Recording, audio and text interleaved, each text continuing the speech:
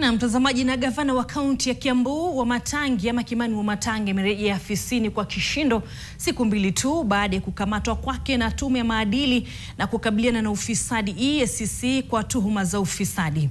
Wamatangi amewasili mikononi mwa madiwani wake na kuongoza kikao cha mawasiliano ya miradi ya kijamii na kiuchumi. Aidha, amesema kuwa hatua ya kumkamata ilikuwa sehemu tu ya njama pana ya kumharibia sifa zake na kuzuia utekelezaji wa miradi ya kaunti.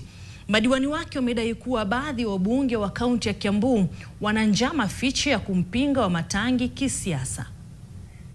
Nimesikia ati wanafuata ile wanajaribu kuniwekelea vitu ati ndio waniharibie jina, nyinyi munikatae. Na mimi tumesema kazi tunafanya.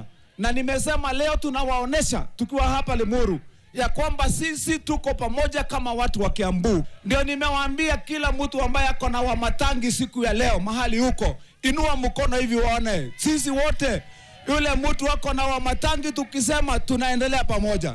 Tunasema tukiwa hapa Limuru ya kwamba sisi hatuna wasiwasi wowote.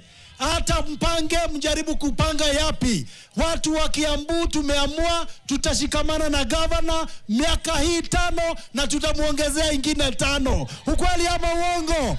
Tumesema hata mjaribu kumzingizia hizo vitu mnaleta, kwa sababu nyinyi mliharibu jina yenu kwa ground. Wamatangi hata pakwa matope na nyinyi. Wamatangi anajua kujipanga na ground. Hata kama mlikasirika Ribukura Githongori, kasirikeni, ni shauri yenu.